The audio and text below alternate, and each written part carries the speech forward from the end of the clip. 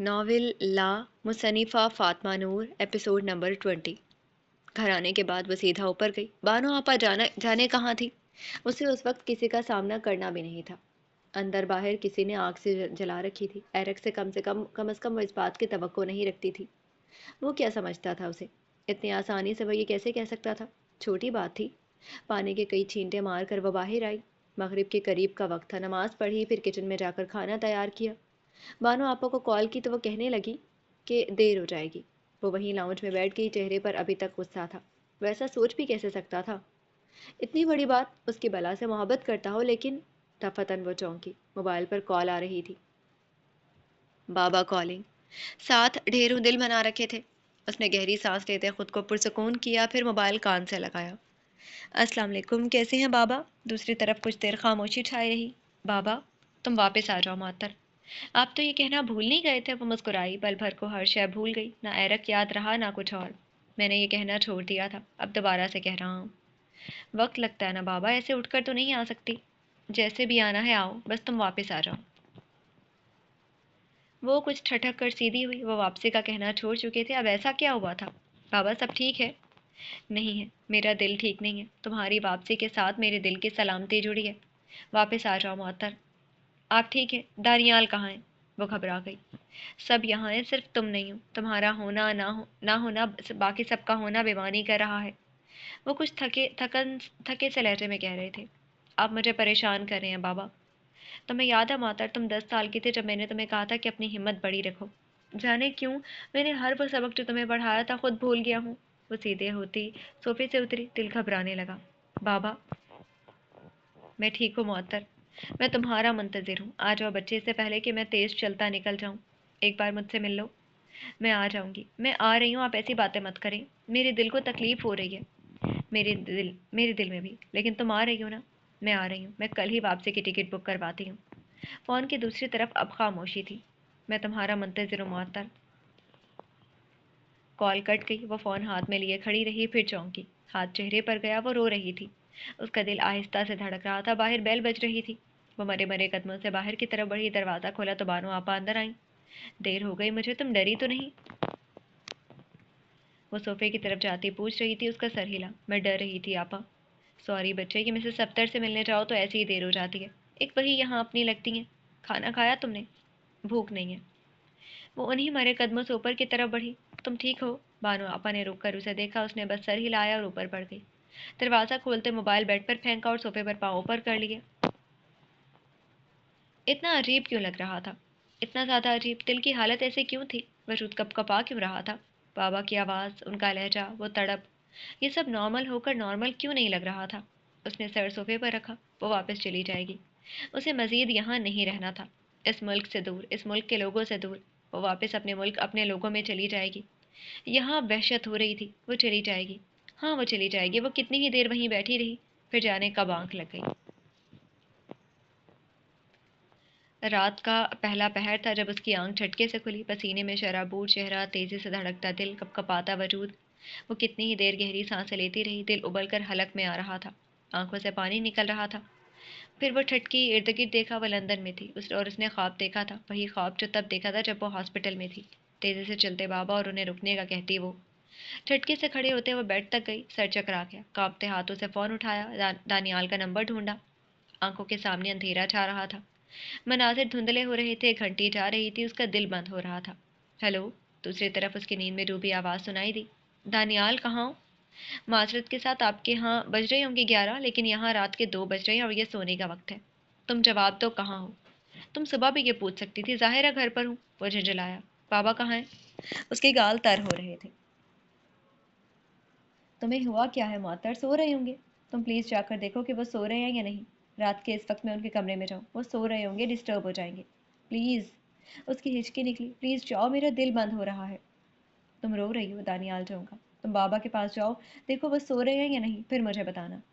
اچھا ٹھیک ہے، تم رو مت، میں جاتا ہوں، ریلیکس۔ اس نے کال کاٹ دی۔ وہی بیڈ پر بیٹھے بیٹھے ہاتھ ہونٹوں پر رکھے سسکیاں دبانے لگی۔ بابا ٹھیک ہوں گے، وہ ٹھیک ہوں گے، یہ صرف خواب تھا، صرف خواب۔ چند منٹ گزرے، پھر آدھا گھنٹہ۔ وہ بے چینی سے اٹھتی کمرے میں چکر لگانے لگی۔ دانیال کو کال کی لیکن وہ اٹھا نہیں رہا تھا۔ بابا کو کی، نمبر بند تھا۔ گھر پر کی کسی نے اٹھائی نہیں۔ اس کا سر نفی میں ہل رہا تھا، قدم تھک گئے تھے، دل مر رہا تھا۔ قریب 2 گھنٹے کے بعد جب وہ 100ویں دفعہ اسے کال ملا رہی تھی تو دانیال کی کال آنے لگی۔ اس نے فوراً فون کان سے لگایا۔ کہاں چلے گئے تھے تم؟ وہ چلائی۔ دوسری طرف خاموشی تھی۔ تمہیں احساس ہے میں یہاں مرنے لگی تھی؟ 5 منٹ کا کام تھا، 2 گھنٹے کون لیتا ہے؟ تم سو گئے تھے نا؟ تم یقیناً سو گئے تھے۔ وہ چپ تھا۔ اب بولو بھی۔ اس نے بے دردی سے آنسو رگڑے۔ بابا سو رہے ہیں نا؟ وہ سو رہے ہیں نا دانیال؟ اس کی ہچکی نکلی۔ معطر۔ دانیال کی آواز بھاری تھی۔ تم جواب کیوں نہیں دے رہے؟ بابا کیسے ہیں؟ ان کی ایک تصویر بنا کر بھیج دو پلیز، میں نے صدیاں ہو گئی ان کا چہرہ نہیں دیکھا۔ وہ ہچکیوں سے رو رہی تھی۔ میری بات سنو۔ میں سن رہی ہوں، تم کہو کہ وہ ٹھیک ہے، ان کو ہارٹ اٹیک آیا تھا۔ میں یہ نہیں سننا چاہ رہی، پلیز کچھ اور کہو۔ تم میری ان سے بات کروا دو، ان سے کہو میں آ رہی ہوں۔ وہ قدم آہستہ رکھے، مجھے تیز چلنا نہیں آیا ابھی تک۔ میں آ رہی ہوں بس۔ وہ وہیں نیچے بیٹھی، ہچکیاں بلند ہو گئی۔ وہ ہمیں چھوڑ کر چلے گئے ہیں۔ وہ دوسری طرف رو رہا تھا۔ ان سے کہو میں آ رہی ہوں، پلیز دانیال، ان سے کہو وہ میرا انتظار کریں۔ اس نے دانیال کو نہیں سنا تھا، اس کی ہچکیاں بلند ہو گئی۔ وہ ہمارے ساتھ نہیں رہے معطر۔ چپ کرو، پلیز چپ کرو، مجھے ان کی تصویر دکھا دو دانیال۔ مجھے ان کی یاد آ رہی ہے، وہ کیسے ہیں مجھے دکھا دو، وہ ٹھیک ہیں؟ پلیز مجھے ان کی تصویر بھیج دو۔ دروازہ یکدم کھلا اور بانو آپا گھبرائے چہرے کے ساتھ اندر آئیں۔ اسے فرش پر ہچکیوں سے روتے دیکھ کر قدم وہیں جم گئے، پھر تیزی سے اس تک آئیں۔ معطر، سنبھالو خود کو۔ وہ دوسری طرف ضبط سے کہہ رہا تھا۔ نہیں، میری ان سے بات کروا دو۔ تم سن کیوں نہیں رہے؟ میں کال کر رہی ہوں، وہ اٹھا نہیں رہے۔ میں واپس آ جاؤں گی، لیکن ان سے کہو وہ مجھ سے بات کر لیں۔ معطر، بانو آپا نے وہیں نیچے بیٹھے اسے گلے سے لگایا۔ تم سن رہے ہو؟ کچھ کہو پلیز۔ اس کا دل پھٹ رہا تھا، نہ ہوش تھا نہ کچھ احساس۔ معطر، بابا جا چکے ہیں۔ چپ کرو، چپ کر جاؤ، مت کہو۔ وہ روتے روتے چیخی تھی۔ بانو نے موبائل اس کے ہاتھ سے لیا۔ ہیلو، میں بانو بیگم بات کر رہی ہوں۔ دوسری طرف سے کچھ کہا گیا، ان کا چہرہ زرد ہوا، پھر معطر کو دیکھا۔ وہ مسلسل روتے ہوئے بابا کہے جا رہی تھی۔ اس کا دھیان رکھیں پلیز، میں اس کی ٹکٹ بک کرواتا ہوں۔ انہوں نے کال کاٹ دی، پھر معطر کو زور سے بھیجا۔ بچے چپ کرو۔ وہ کیا کہہ رہا تھا؟ وہ بول کیوں نہیں رہا تھا آپا؟ وہ کہہ رہا تھا نا کہ بابا ٹھیک ہے۔ وہ رو رہی تھی، مسلسل، کرب سے، ہچکیوں سے، آواز سے۔ وہ ٹھیک ہے، وہ اب ٹھیک ہے، تم چپ کرو۔ اس کا سر نفی میں ہلا، دل بند ہونے لگا۔ حواس کام کرنے چھوڑ گئے تھے۔ ان کے سینے سے لگے ہوش و خرد سے بیگانہ ہو گئی۔ میرے مرنے سے پہلے واپس آ جاؤ گی نا؟ 1 ماہ اور 4 دن وہ یوں مصروف رہا گویا دنیا میں ایرک کیان نام کے شخص کا وجود ہی نہیں پایا جاتا۔ ایگزامز کی تیاری، پھر ایگزامز۔ آج جا کر جسے ہر شے سے فرصت ملی تھی۔ وہ بانو آپا کے گھر آیا تھا، دروازہ کھلا تو وہ مسکرایا۔ سلام علیکم، کیسی ہیں؟ اردو کے 4 لفظ جو اسے آتے تھے۔ بانو آپا اسے دیکھ کر ٹھٹکی، پھر دروازہ بند کر دیا۔ تم یہاں کیا کر رہے ہو؟ آپ سے مل رہا ہوں، معطر سے ملنے آیا تھا، اسے بلا دے پلیز۔ وہ یہاں نہیں ہے۔ ان کا چہرہ اسپاٹ ہوا۔ کیفے سے تو میں ہو کر آ رہا ہوں، وہ وہاں نہیں تھی، کہیں اور جاب سٹارٹ کر دی ہے۔ ایڈریس بتا دے پلیز۔ وہ عجلت میں لگ رہا تھا جیسے بس جلدی سے معطر سے ملاقات ہو جائے۔ وہ جاب پر نہیں ہے۔ کہیں اور گئی ہے؟ نہیں۔ پھر کہاں ہے؟ اندر ہی اندر وہ کچھ جھنجھلایا۔ وہ صاف صاف بتا کیوں نہیں رہی تھی؟ میں نے کہا نا وہ یہاں نہیں ہے ایرک۔ وہی تو پوچھ رہا ہوں کہ کہاں ہے؟ لندن؟ وہ پاکستان واپس جا چکی ہے۔ اس کا منہ بند ہوا، چہرے پر بے یقینی پھیلی۔ کب؟ 1 ماہ ہو گیا۔ لیکن کیوں؟ اسے یکدم پوری دنیا گھومتی ہوئی محسوس ہوئی۔ اس کے فادر کی ڈیتھ ہو گئی تھی۔ اوہ، دل میں دکھ سا ابھرا۔ میں نہیں جانتا تھا۔ یقیناً۔ انہوں نے سر کو خم دیا، چہرے پر تھکن سی تھی، پھر دروازے کی طرف مڑی۔ کب تک واپس آئے گی وہ؟ وہ جو پلٹ رہی تھی رک کر اسے دیکھا۔ وہ ہمیشہ کے لیے واپس چلی گئی ہے ایرک؟ اسی لمحے ایرک قیان کا دل کسی نے مٹھی میں بھینچا۔ ہمیشہ کے لیے؟ ہمیشہ کے لیے۔ لیکن کیوں؟ ایسے کیسے جا سکتی ہے وہ؟ اس کے چہرے سے کسی نے زندگی نچوڑ لی تھی۔ وہ اپنے باپ کے لیے یہاں کما رہی تھی، وہی نہیں رہی تو کس کے لیے یہاں رہتی؟ میں سمجھ سکتا ہوں، لیکن بنا کوئی بات کیے، بنا ملے ایسے کیسے جا سکتی ہے؟ آپ کے پاس ایڈریس ہے اس کا؟ میں کال کرتا رہا ہوں لیکن نمبر بند ہے اس کا۔ وہ جیبوں میں ہاتھ ڈالے سامنے کھڑا تھا، پاؤں بے چینی سے اوپر نیچے ہو رہے تھے۔ چلی گئی؟ ایسے کیسے؟ ہاں ٹھیک ہے، لیکن واپس تو آئے، ہمیشہ کے لیے کیسے جا سکتی ہے وہ؟ اس نے نمبر بند کروا دیا تھا، میں جانتی ہوں۔ پھر آپ کے پاس اس کا ایڈریس بھی تو ہوگا، بتائیں پلیز۔ اس نے موبائل نکالتے ایڈریس نوٹ کرنا چاہا۔ اگر اسے معطر کے لیے پاکستان جانا پڑا تو وہ یہ بھی کر سکتا تھا۔ میرے پاس اس کا ایڈریس نہیں ہے۔ اس کا سر بے ساختہ اٹھا۔ جی؟ میرے پاس معطر کا ایڈریس نہیں ہے۔ ان کا چہرہ بے تاثر تھا، ایرک چند لمحے کو بالکل چپ رہ گیا۔ آپ جھوٹ بول رہی ہیں نا؟ میں جھوٹ کیوں بولوں گی اور تم سے کیوں بولوں گی؟ وہ کچھ بے چینی سے پہلی سیڑھی پر آیا۔ دیکھیں، میرا اس سے ملنا ضروری ہے، آپ کو اس کا ایڈریس معلوم ہے تو پلیز مجھے بتا دیں۔ اس کے چہرے پر دنیا جہاں کی بے چینی سے مٹ آئی تھی۔ میں نہیں جانتی، پلیز۔ میں نے کہا نا میں نہیں جانتی۔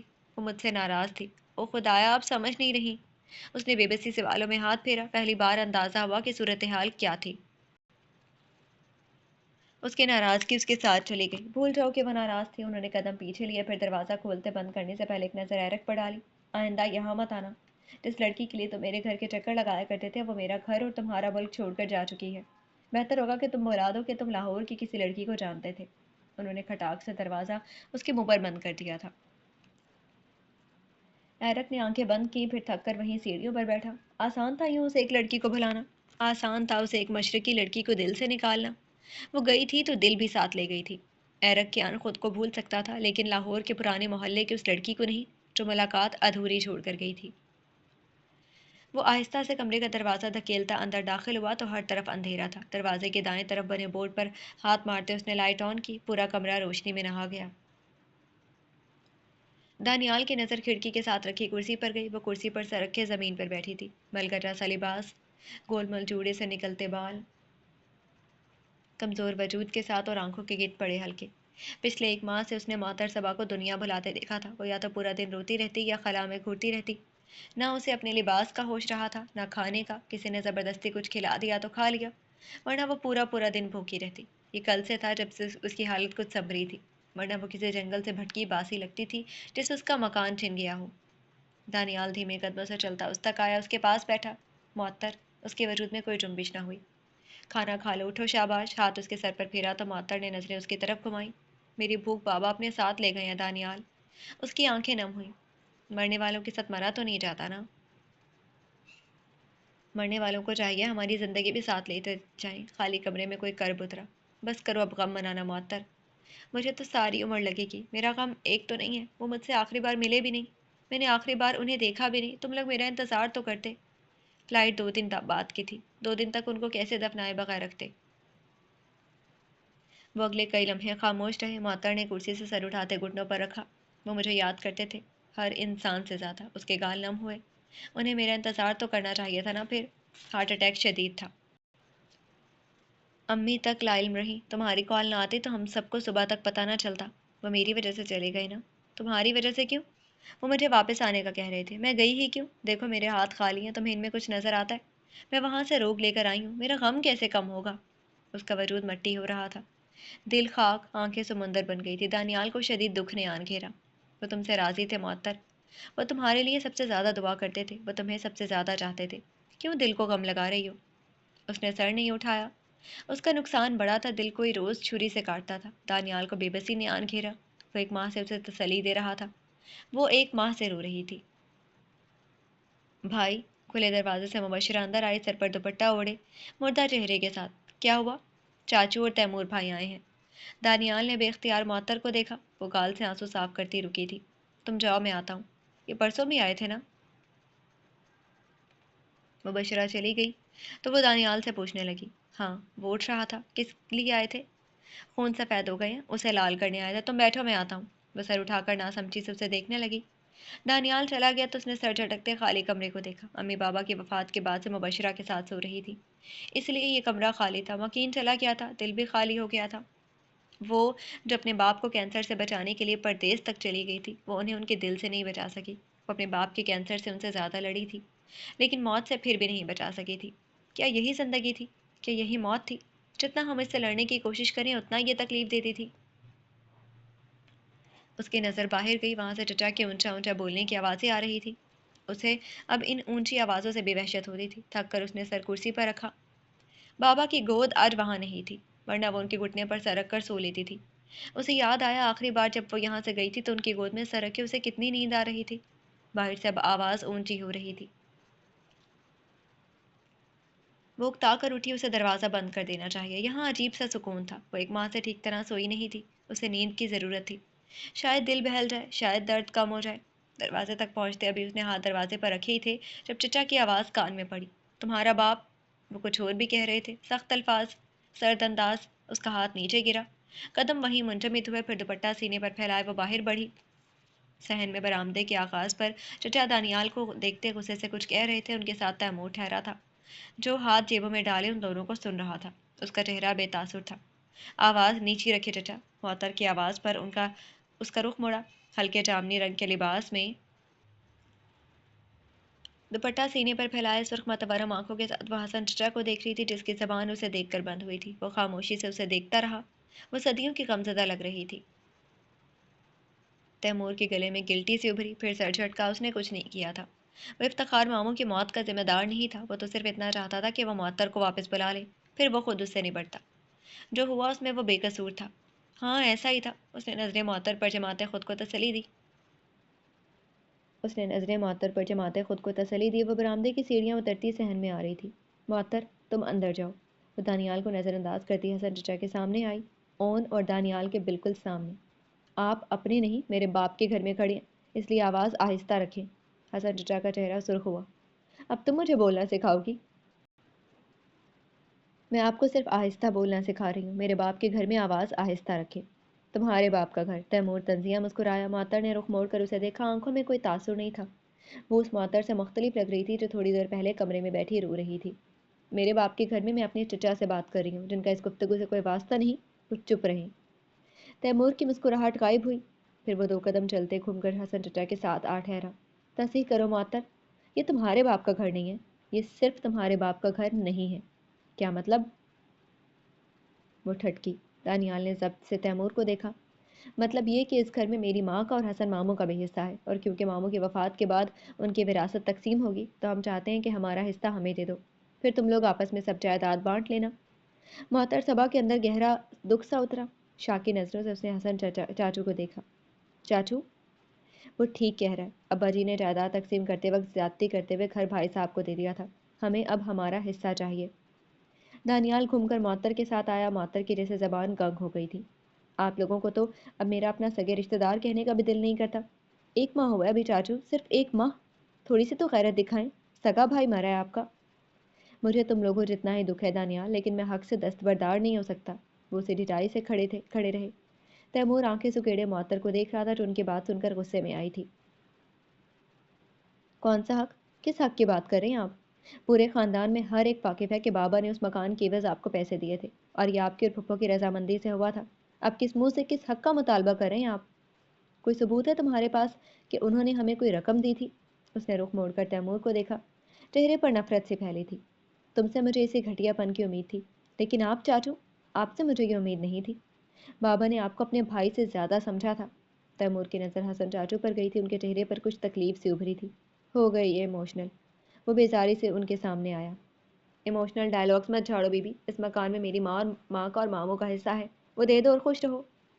میں تم لوگوں کو ایک پھوٹی کوڑی بھی نہیں دوں گی۔ وہ غصے سے کھولی۔ یہ گھر میرے باپ کا ہے، نہ یہ گھر میں تمہیں دوں گی، نہ اس گھر کی عوض 1 روپیہ۔ میں عورتوں سے ایسے معاملات پر بحث نہیں کرتا۔ دانیال تم سامنے آؤ۔ معطر کا اندر تک آگ میں چلا۔ دانیال کچھ کہنے لگا تھا جب وہ اس کے سامنے آئی۔ میں اس گھر کی بڑی اولاد ہوں تیمور حیدر، سنا تم نے؟ میں اس گھر کی بڑی اولاد ہوں، جو کہنا ہے مجھ سے کہو۔ میں نے کہا نا میں عورتوں سے بحث نہیں کرتا، بلکہ تم رکو، ماموں چلے ممانی سے مل کر بات کرتے ہیں۔ وہ حسن چاچو کا ہاتھ پکڑتا اندر کی طرف بڑھا جب وہ برآمدے کی سیڑھی پر پہنچی۔ میری ماں عدت میں ہے، خبردار اگر کسی نے اندر جانے کی کوشش کی تو۔ اس کے چہرے پر غصے سے سرخی دوڑی۔ دانیال تیزی سے اس کے ساتھ آ ٹھہرا۔ اس سے پہلے کہ میں آپ دونوں کو دھکے دے کر اس گھر سے نکالوں، یہاں سے دفع ہو جائے دونوں۔ اس گھر کے مرد ابھی زندہ ہیں تو اس خوش فہمی میں تمہیں تو مت آئیے گا کہ آپ یہاں دندناتے پھریں گے۔ اس نے تیمور کے سینے پر انگلی رکھی۔ معطر خاموشی سے تیمور کو گھورتی دانیال کے پیچھے ٹھہری تھی۔ تم دونوں غلطی کر رہے ہو دانیال، خاموشی سے بات مان لیتے تو اچھا تھا۔ اب میں تم لوگوں کو عدالت میں گھسیٹوں گا۔ اس کا چہرہ اہانت سے سرخ پڑا تھا۔ جس عدالت میں جانا ہے جاؤ، لیکن میں اپنے باپ کی کمائی سے تم لوگوں کو 1 روپیہ نہیں دوں گی۔ وہ دونوں بہن بھائی ساتھ ٹھہرے تھے۔ دانیال کا قد اس سے بڑھ گیا تھا، وہ اس سے پھر بھی بڑی نظر آ رہی تھی۔ تیمور کچھ دیر انہیں غصے سے گھورتا رہا، پھر جھٹکے سے پیچھے کی طرف مڑا۔ حسن چاچو نے ان دونوں پر دوبارہ نظر نہیں ڈالی تھی، وہ جا رہی تھی۔ جب معطر سیڑھیاں اترتی ان کے سامنے آئی، وہ یکدم رکے۔ میرے باپ نے اپنی پینشن کے پیسوں سے جو اسٹور کھولا تھا، اس پر آپ نے بہت عیش کر لیے چاچو۔ جتنی ہماری رقم بنتی ہے وہ بھجوا دیجیے گا۔ اس امید میں مت رہیں اب کہ میں اب اپنا حق چھوڑوں گی۔ وہ دکان میرے نام پر ہے۔ ان کے ماتھے پر بل پڑے۔ اس پر رقم میرے باپ نے لگائی تھی۔ باخدا میں آپ کو سارے علاقے میں بدنام کر دوں گی اگر میرے باپ کی محنت پر آپ نے قبضہ کرنے کی کوشش کی۔ اس کی آنکھیں چٹان جیسی تھی، دل موم جیسا تھا۔ موم دل اور چٹان آنکھوں میں غم کے سائے تھے۔ اسے دیکھ کر کوئی بھی بتا دیتا وہ صدیوں سے کسی سوگ میں تھی۔ تم اب اپنے چچا سے مقابلہ کرو گے؟ باپ کی جگہ پر ہوں تمہارے؟ میرا باپ مر چکا ہے، دل 100 بار ٹوٹا۔ آپ کے ساتھ جو رشتہ تھا وہ بھی دفن ہو گیا۔ جائیں اور اپنا کام کریں چاچو، آئندہ اس گھر میں مت آئیے گا، کیونکہ آپ کا کوئی بھائی یہاں نہیں ہے۔ یہاں اب افتخار ابراہیم کی اولاد اور بیوہ رہتی ہے۔ حسن چاچو کچھ دیر اسے دیکھتے رہے، پھر تیزی سے باہر کی طرف مڑے۔ ان کے جاتے ہی معطر کے کاندھے ڈھیلے پڑے، وہ تھک کر برآمدے میں رکھے تخت پر بیٹھی۔ یہ ہمارے اپنے تھے، ان سے بہتر تھا ہم تنہا ہوتے۔ تنہا تو وہ اب بھی ہو گئے تھے۔ اس کی نظر دروازے پر گئی، وہاں مبشرہ سہمی سی ٹھہری تھی، پھر صحن میں ٹھہرے اون پر ہاتھوں کو پھیلاتے اس نے دونوں کو اپنی طرف بلایا، تب وہ اس کے ساتھ آ لگے۔ ہم تنہا نہیں ہیں، تم دونوں تنہا نہیں ہو، یاد رکھنا مبشرہ اون۔ ہمت بڑی رکھنی ہے، قد بڑا ہونے سے کچھ نہیں ہوتا۔ ان کی پیٹھ سہلائی تو وہ دونوں سر ہلا گئے۔ اس نے دانیال کو دیکھا، وہ اسے ہی دیکھ رہا تھا، پھر اس کی نظر دروازے کی طرف گئی۔ وہ جانتی تھی امی نے سب سنا ہوگا۔ وہ لوگ یوں ہو گئے تھے کہ سر سے آسمان کھینچ لیا گیا تھا۔ بعض اوقات ہمت کرنے کے لیے بھی ہمت چاہیے ہوتی ہے۔ ہر وہ جگہ جہاں وہ اسے ڈھونڈ سکتا تھا اس نے ڈھونڈا تھا۔ کیفے والوں کے پاس اس کا ایڈریس نہیں تھا، مایا کے پاس صرف نمبر تھا اور نمبر اس کا بند جا رہا تھا۔ اسٹور میں جہاں وہ کبھی ملازمت کرتی تھی وہاں سے بھی اسے کچھ علم نہیں ہو سکا۔ اس کی سوشل میڈیا آئی ڈیز پر وہ میسج کر کر کے تھک چکا تھا، لیکن کوئی رپلائی آ رہا تھا، نہ وہ اس کے میسج کو دیکھ رہی تھی۔ ایگزامز کے بعد اسے جاب مل گئی تھی تو وہ کچھ مصروف ہو گیا تھا۔ ان سب میں سنان کی ڈائری، حامد رئیسی کا کیس اور باقی سب ذہن سے مکمل محو ہو چکا تھا۔ خیال میں فقط ایک شے باقی تھی اور وہ تھی لاہور کی معطر صبا۔ اگر وہ اس کا ایڈریس جانتا ہوتا تو اب تک پاکستان جا چکا ہوتا، لیکن سارا مسئلہ اس ایڈریس کا ہی تھا۔ منع کیوں کیا اس نے شادی سے؟ وہ کسی ریسٹورانٹ میں رائن کے سامنے بیٹھا تھا، سفید شرٹ کے بازو موڑے رکھے تھے، چہرے پر تھکن تھی۔ وہ ایک مقامی نیوز چینل میں پرائم ٹائم شو کرتا تھا، آہستہ ہی صحیح لیکن وہ میڈیا میں اپنا نام بنا رہا تھا، کیونکہ وہ مسلمان ہے اور مسلمان عورت کسی غیر مسلم سے شادی نہیں کر سکتی۔ تو تم اسے کہتے کہ وہ مذہب تبدیل کر لے؟ اب وہ کیا بتاتا؟ یہی کہہ کر تو اس نے سارا معاملہ بگاڑا تھا۔ زبان کو قابو میں رکھتا تو بات اتنی آگے نہ بڑھتی۔ وہ اپنی کہانی اپنے ہاتھوں سے برباد کر بیٹھا تھا۔ بعض اوقات اپنی کہانی کا سب سے ظالم کردار ہم خود ہوتے ہیں۔ میں نے کہا تھا کہ میں اسلام قبول کر لیتا ہوں۔ رائن جھٹکے سے سیدھے ہوا۔ مذاق کر رہے ہو؟ میرے چہرے سے لگ رہا ہے۔ بیزاری سے اسے دیکھا۔ تم چہرے کے تاثرات چھپا کر مذاق کرنے میں ماہر ہو۔ اس بار نہیں، میں سنجیدہ تھا اور ہوں۔ سیریسلی ایرک، ٹھیک ہے تم مسلمانوں کے خلاف نہیں بولتے، لیکن اسلام قبول کرنا یہ بہت بڑی بات ہے۔ اتنی بھی بڑی بات نہیں ہے، ایک مذہب ہی تو تبدیل کرنا تھا۔ مذہب تبدیل کرنا بڑی بات نہیں ہے، اسلام قبول کرنا بڑی بات ہے۔ اس نے رک کر رائن کو دیکھا، پھر سیدھا ہوا۔ اسلام میں ایسا کیا ہے جو یہ اتنی بڑی بات ہے؟ یہ سوال تم کر رہے ہو؟ کم از کم تم جانتے ہو کہ اسلام کس طرح کا مذہب ہے؟ رائن طنزیہ مسکرایا۔ میں نہیں جانتا، تم بتاؤ اسلام کس طرح کا مذہب ہے؟ وہ شدت پسند لوگ ہیں، دہشت گرد، انہیں صرف نفرت پھیلانی آتی ہے۔ تم نے اسلامی ممالک دیکھے ہیں؟ پسماندہ، غریب، ان کے لوگ دیکھے ہیں؟ گویا وہ ہر کسی کو زبردستی پکڑ کر مسلمان کرنا چاہتے ہیں۔ یہ الار اور باقی کیسز کے بعد کم از کم تمہیں ایسا کہنا نہیں چاہیے۔ مجھے حیرت ہے، اگر سنان سادی والے واقعے کے بعد بھی تمہارے خیالات تبدیل نہیں ہوئے۔ اور اسے یکدم وہ سرخ ڈائری یاد آئی، ساتھ اور بھی بہت کچھ۔ اوہ کم آن، وہ سب مذہبی وجہ سے نہیں ہوا تھا، وہ مشتعل جتھا تھا، اور ان کا رخ ویسے بھی سنان کے ٹرسٹ کی طرف نہیں تھا۔ یہ تو بائی چانس وہ اس طرف چلے گئے تو یہ حادثہ ہو گیا۔ ایرک رک کر اسے دیکھتا رہا، یک ٹک بنا سانس لیے، بنا پلک جھپکے۔ رائن کا جوس منہ کی طرف جاتا ہاتھ رکا۔ کیا ہوا؟ ہاں؟ وہ چونکا۔ ایسے کیا دیکھ رہے ہو؟ تمہیں کیوں لگا کہ وہ ہجوم ٹرسٹ کی طرف نہیں جا رہا تھا بلکہ کسی اور طرف جا رہا تھا؟ اس کا دماغ تیزی سے چل رہا تھا، کچھ تھا جو سمجھ آ رہا تھا، کچھ تھا جو دماغ میں پھنس رہا تھا۔ ویڈیوز میں دیکھا تھا میں نے، ہجوم پہلے مارکیٹ کی طرف جا رہا تھا، پھر ان کا رخ تبدیل ہوا۔ تم نے نہیں دیکھی وہ ویڈیو؟ اس نے دیکھی تھی، لیکن اس نے یہ چیز نظر انداز کر دی تھی، جیسے اب رائن کر رہا تھا، لیکن اس کا پورا دماغ اسی ایک جگہ جم گیا تھا۔ تو یہ وہ چیز تھی جو کھٹک رہی تھی، یہ بھی۔ اور وہ جھٹکے سے اٹھا، والٹ اٹھایا اور تیزی سے باہر کی طرف بڑھا۔ رائن پیچھے سے اسے بلا رہا تھا، لیکن اس نے نہیں سنا، اسے کچھ اور پتہ لگانا تھا۔ گاڑی ٹرسٹ کے باہر رکی تو وہ کچھ دیر یوں ہی بیٹھا رہا، اندر جائے یا نہیں، جا کر کیا کہے گا؟ ممکن ہے وہ خواہ اس رخ میں سوچ رہا ہو، ممکن ہے یہ سب اس کا وہم ہو۔ ایک چھوٹا سا نقطہ ہی تو تھا، وہ اتنا الجھ کیوں رہا تھا؟ گہری سانس لیتے اس نے سر جھٹکا، پھر دروازہ کھول کر اندر داخل ہوا۔ ایک نظر بلڈنگ پر ڈالی، چھوٹی سی عمارت تھی جو سفید رنگ کی تھی۔ صحن کے اختتام پر سفید بلڈنگ شروع ہوتی تھی، باہر کیمرے لگے تھے اور اوپر۔ اس کا سر اوپر اٹھا، چند لمحے وہاں دیکھتا رہا، پھر دروازے کو دیکھتے اس نے قدم اندر بڑھائے۔ اپنا کارڈ اس نے جیب میں ڈال لیا تھا کہ اگر تعارف مانگا گیا تو وہ بتا دے گا کہ وہ اینکر پرسن تھا، کسی سلسلے میں ٹرسٹ کے آنر سے ملاقات کرنی تھی۔ کیا میں ٹرسٹ کے آنر سے مل سکتا ہوں؟ काउंटर पर स्याह हिजाब में 30 के करीब कोई खातून बैठी थी। उसकी आमद पर मुस्कुराकर खुशामदीद कहा तो उसने सर को खम देते सीधा मुद्दे की बात की थी। मैं हाशिम भाई से पूछती हूँ, आपका नाम क्या है? एरक कियान। क्या वो ये बताए कि वो मीडिया से था? खातून क्रेडल उठाते अब कॉल मिला रही थी। वो इर्द गिर्द देखता मुंतज़िर ठहरा था। आप चले जाएं यहाँ से सीधा, फिर दाएं मुड़ जाएं। उसने शुक्रिया कहते सर को खम दिया, फिर खातून के बताए गए रास्ते पर चलते उस कमरे की तरफ गया। लकड़ी के दरवाजे पर दस्तक देते खोला तो अंदर का मंजर वाज़ेह हुआ। सामने स्टैंड पर लटका कोट, दाएं तरफ सोफे और बाएं जाने मेज़ के पार बैठा शख्स हाशिम बिन अब्दुल्ला। एरक जेब में हाथ डाले उनके मेज़ के सामने रुका। सलाम अलैकुम, मैं एरक कयान हूँ। उन्होंने सर को खम दिया, फिर बैठने का इशारा करते एक कुर्सी से टेक लगाई। आप मुझसे मिलना चाहते थे? जी, कुछ बात करनी थी। वो बैठता उनकी तरफ उनको देखकर बोला, किसके मुतालिक? सनान सादी के मुतालिक। उनके चेहरे पर लम्हे भर को कुछ उभरा, फिर उन्होंने सर को खम दिया। सनान की क्या लगते हैं आप? वो क्या लगता था? सनान से ताल्लुक़ जिसकी वजह से था उसका हवाला देता या कुछ और कहता? मैं एंकर पर्सन हूँ, सनान के केस पर तहकीकात कर रहा हूँ, इसी सिलसिले में मुलाकात करनी थी। कुछ मोहतात अंदाज में कहते उसने वजाहत दी। सनान के केस के सिलसिले में 5 माह बाद कैसे तहकीकात करना चाह रहे हैं आप? वो ठटके। उसकी ज़िंदगी और उसकी मौत से मुतलिक। कत्ल। उसका कत्ल हुआ था। ऑल राइट, कत्ल। उसके घर वालों ने केस फॉलो क्यों नहीं किया? वो कुछ और पूछना चाहता था, लेकिन पता नहीं यह सवाल क्यों कर बैठा। आप एंकर पर्सन एंकर एरक साहब लाइलमी का नाटक कर रहे हैं या लाइम थे? लाइम है। लाइम हूँ। सनान के ख़ानदान पर हुकूमती दबाव था। पाकिस्तान की गवर्नमेंट ने उनसे कहा था कि मामला बरतानवी हुकूमत देख ले कि इसलिए वो खामोश रहे। अब जाहिर है पाकिस्तान की हुकूमत अगर ये बात कर रही है तो ये दबाव बरतानिया की तरफ से ही डाला गया होगा। उन्होंने कांधे उचकाए। एरक को आगे आगे को हुआ। आप बरतानिया से मतनफ़र क्यों दिखाई देते हैं? मैं मगरिब से मतनफ़र हूँ। वजह क्या है इसकी? आप एक ऐसे शख्स से उसकी वजह पूछ रहे हैं जिसने अपना सब कुछ इसी मगरिब की वजह से खोया था। मतलब? हाशिम बिन अब्दुल्ला कुछ देर उसे देखते रहे, फिर वो मेज़ पर हाथ रखते आगे को हुआ। मैं अफ़गानिस्तान से हूँ एरक, उस अफ़गानिस्तान से जिस पर कई साल कबल अमरीकी हमलों में मैंने अपना पूरा ख़ानदान खो दिया था। मेरी छोटी बहन, मेरा मज़दूर बाप और बीमार माँ इन हमलों में मारे गए। मैं कई साल पाकिस्तान में पनाह गज़ीन बनकर रहा हूँ, फिर कई साल यहाँ के धक्के खाए हैं। वजह जानते हो? ये इस्लाम मुखालिफ आलमी निज़ाम।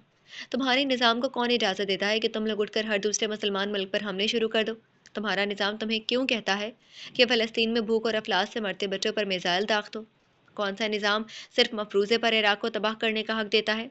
ये किस इंसानी हकूक़ की अलमबरदारी है जो तुम लोग कर रहे हो? ये सब चंद बड़े लोगों की पॉलिसीज़ और फैसले थे, बाकी मगरिब का इन सबसे क्या ताल्लुक़? हाँ, उन्होंने तंज़िया सर झटका। चंद लोगों के फैसले तो जब किसी मुसलमान मुल्क को नोचा जाता है तो गोश्त सारा मगरिब क्यों खाता है? सल्तनत उस्मानिया के हिस्से बरतानिया ने किए थे, तो इलाकों की तकसीम हर मुल्क के बीच क्यों हुई? तुम मान लो कि तुम सब काफिर मुसलमानों के खिलाफ इकट्ठे हो चुके हो। आपके यहाँ नाइंसाफ़ी कर रहे हैं। यह हुकूमती पॉलिसीज़ और आम आवाम का इन सबसे कोई ताल्लुक नहीं है। फिर सनान के मतलब क्या कहोगे? वो लम्हे भर को चुप रह गया। हाशिम बिन अब्दुल्ला के चेहरे पर तंजिया मुस्कुराहट आई। तुम्हें इल्म है एरक, जिस मीडिया का तुम हिस्सा हो उसका बड़ा हिस्सा कौन सी खबरें देता है? मुसलमानों की शिद्दत पसंदी और जालिम होने की। तुम ठीक कहते हो, तुम्हारी आवाम का इतना कसूर नहीं है जितना तुम्हारे निज़ाम का है। ये सब इस्लाम मुखालिफ आलमी साजिश हैं जिन्होंने मुसलमानों को इस लायक भी नहीं छोड़ा कि वह अपने हक के लिए बोल सके। तो फिर आपको सारे इल्ज़ाम मगरिब पर तो नहीं लगाना चाहिए, कुछ कसूर तो मुसलमान ममालिक का भी है। जाने गुफ्तगू किस सिमत चली गई थी। वो यहाँ किसी और काम से आया था और अब ये बहस छेड़ बैठा था। ज़ाहिर है आधा कसूर मुस्लिम ममालिक का भी है। इस्लाम मुखालिफ ताकतों ने सालों हम पर खर्च किए। आहिस्ता आहिस्ता जहर की तरह हमारे अंदर अपना निज़ाम डाला गया है। हमें इस्लाम से दूर किया गया, हमें इस कदर लाचार किया गया कि हम खुद पर हुए मजालिम के ख़िलाफ़ भी नहीं लड़ सकते। तुमने इराक़, शाम, लबनान, अफ़गानिस्तान के हालात देखे हैं? ये सालों की प्लानिंग है, सदियों का बुग़्ज़ है। इस निज़ाम ने अपना कीमती वक्त और रुपया हम पर खर्च किया है, और हमारे मुसलमान हुक्मरानों ने यह होने दिया। उन पर तो लानत भेजने का भी दिल नहीं करता। वो साफ़ को थे और हद से ज़्यादा थे। अगर उसकी जगह यहाँ कोई और बैठा होता तो वह तसव्वुर कर सकता था कि सूरत हाल क्या होती। कुछ अर्सा कबल मैं इस्लामोफोबिया का शिकार था। मेरा ख्याल था कि मुसलमान शिद्दत पसंद होते हैं। मीडिया झूठ तो नहीं बोलता होगा ना? लेकिन फिर मेरी राय बदल गई। लेकिन आपकी इस बात पर कि ये सब तबाहियाँ मगरबी निज़ाम के मरहून मिन्नत है, मेरी राय इस पर महफूज है। मैं दलाइल से कायल होने वाला शख्स इंसान हूँ। जब तक मुशाहिदा ना कर लूँ इस बारे में कुछ नहीं कह सकता। उसने कांधे उचकाए। हाँ ठीक है, वह जानता था कि मीडिया लोगों की जहन साजी करता है, लेकिन अभी वह इतना बेवकूफ़ भी नहीं था कि सरेआम इसका इजहार कर देता। मीडिया पर्सन होने के नाते कुछ जिम्मेदारी उसकी भी थी। मुझे हैरत नहीं हुई कि तुम अपने माशरे का दिफा कर रहे हो। तुम्हें अपनी नौकरी अजीज़ है यकीनन। बहरहाल ہم موضوع سے ہٹ رہے ہیں. سنان کے سلسلے میں کس طرح کی مدد چاہیے میری؟ ایرک نے سر کو خم دیتے کوہنیاں میز پر جمائی. کیا یہ بے عزتی تھی؟ مجھے آپ کے ٹرسٹ کی CCTV فوٹیج چاہیے تھی. وہ ہم پولیس کو پہلے ہی دے چکے ہیں. مجھے مکمل فوٹیج چاہیے تھی سر. ہم نے مکمل فوٹیج ہی دی تھی. تو پھر کوہنیاں میز پر جمائے وہ آگے کو ہوا. جو کیمرہ چھت پر ڈیزائننگ کے درمیان فکس کیا گیا ہے اس کی فوٹیج کہاں ہے؟ ہاشم بن عبداللہ تھوڑی دیر کو بالکل چپ رہ گئے تھے. آپ کو کوئی غلط فہمی ہوئی ہے. میری نظر دھوکہ نہیں کھاتی. آپ ایک ایسا ٹرسٹ چلا رہے ہیں ہاشم صاحب جو اسلاموفوبیا کے خلاف کام کرتا ہے. آپ سرعام مغربی نظام پر تنقید کرتے ہیں اور آپ کو لگتا ہے میں یقین کر لوں گا کہ آپ نے اپنے ٹرسٹ کے سیکیورٹی کے لیے صرف 2-4 کیمرے باہر لگانے پر اکتفا کیا ہوگا. میرا نہیں خیال میں شکل سے بیوقوف نظر آتا ہوں. وہ چپتے انداز میں ان سے کہہ رہا تھا. ہاشم بن عبداللہ نے گہری سانس لی. ہمیں محتاط رہنا پڑتا ہے لیکن وہ کیمرے خراب ہیں. ایک اور جھوٹ. میں جھوٹ نہیں بول رہا. میں تمہیں فوٹیج دے دیتا ہوں لیکن مجھے بتایا گیا تھا کہ وہ کیمرے خراب ہو گئے. میں نے فاتح سے ان کو ریپیئر کرنے کا کہا تھا لیکن اس کا کہنا ہے کہ اس نے یہ نہیں کر پائے. وہ کچھ مایوس ہوا لیکن پھر سر جھٹک دیا. میں دیکھ لوں گا. آپ ان کی فوٹیج مجھے دے دیں. انہوں نے سر کو خم دیتے کسی کو کال کی. فوٹیج لانے کا کہا اور ایرک کی طرف متوجہ ہوا. آپ کیا کرنا چاہ رہے ہیں؟ میں سچ جاننا چاہ رہا ہوں. کیسا سچ؟ یہ تو وہ بھی نہیں جانتا تھا. بس کچھ تھا جو کھٹک رہا تھا. اسے وہی چیز جاننی تھی. یہ میں آپ کو سچ جاننے کے بعد بتاؤں گا. وہ کچھ دیر اسے دیکھتے رہے. معطر کیسی ہے؟ ایرک خیان کے حلق سے الفاظ کھینچ لیے گئے. کون معطر؟ وہ تمہارے ساتھ اس دن یہاں آئی تھی نا جب سنان کا قتل ہوا تھا. میں اسی کی بات کر رہا ہوں. وہ پاکستان جا چکی ہے اور میرا اس سے رابطہ نہیں ہے. ویسے بھی وہ میرے صرف جاننے والوں میں سے تھی. وہ بے نیاز نظر آنے لگا. اسے معطر کو ان سب سے دور رکھنا تھا. یہ حکومتی اور عالمی جنگیں تھیں. وہ اس کا نام نہیں آنے دینا چاہتا تھا. وہ آخری بار یہاں آئی تھی تو کہہ رہی تھی کہ سنان اس کا یوسف تھا. وہ ہم سب کا یوسف تھا. وہ واقعی واپس نہیں آئے گا. ان کا چہرہ غمگین ہو گیا. ایرک کے گلے میں گلٹی ابھری. وہ کچھ کہنا چاہتے تھے لیکن دروازے پر دستک دے کر فاتح بھائی اندر آئے. آپ نے فوٹیج منگوائی تھی؟ ہاشم بھائی کے اشارے پر انہوں نے وہ ایرک کو دی تو وہ اسے تھامتا اٹھا. آپ نے چیک کیا کہ کیمرے چل رہے ہیں؟ نہیں. مجھے لڑکے نے آ کر یہ فوٹیج دیا. میرا نہیں خیال کیمرے اس دن چل رہے تھے. ہاشم بھائی نے بنوانے کا کہا تھا لیکن میرے دماغ سے نکل گیا. پھر سنان بھی ان دنوں مصروف تھا ورنہ وہ بنوا لیتا. وہ کچھ شرمندگی سے کہہ رہے تھے. تم جاؤ فاتح. وہ سر ہلا کر چلے گئے. ایرک وہ سفید USB دیکھتا واپس ہاشم بن عبداللہ کی طرف مڑا. آپ کا شکریہ. میں چلتا ہوں. انہوں نے بس سر کو خم دیا. ایرک موبائل اٹھاتا دروازے تک گیا پھر وہاں رکا. ایک سوال پوچھ سکتا ہوں؟ پوچھو. وہ فائل کھولتے رکے. اگر مجھے یوسف اور یعقوب کا واقعہ جاننا ہو تو کہاں سے جان سکتا ہوں؟ اس کے چہرے پر کچھ تھا کہ ہاشم بن عبداللہ لمحے بھر کو اسے دیکھتے رہے. تم ازلنگٹن میں اسلامک سینٹر چلے جاؤ. وہاں فہد معظم نام کے آدمی سے ملنا. اس سوال کا جواب وہ تمہیں دیں گے. آپ نہیں دے سکتے. ویسے نہیں دے سکتا جیسے وہ دیں گے. میرا خیال ہے تم شاید کچھ اور بھی پوچھنا چاہتے ہو. تمہیں تمہارے ہر سوال کا جواب وہیں سے ملے گا. وہ انہیں دیکھتا رہا پھر دروازے سے باہر کی طرف بڑھا. اس کے پاس واقعی سوال تھے. کیا وہ ایک بار اسلامک سینٹر چلا جائے؟ جی تو ڈیئر لسنرز آج کے لیے اتنا ہی. پھر حاضر ہوں گے نیکسٹ ایپیسوڈ کے ساتھ. اجازت دیجیے. شکریہ. اللہ حافظ.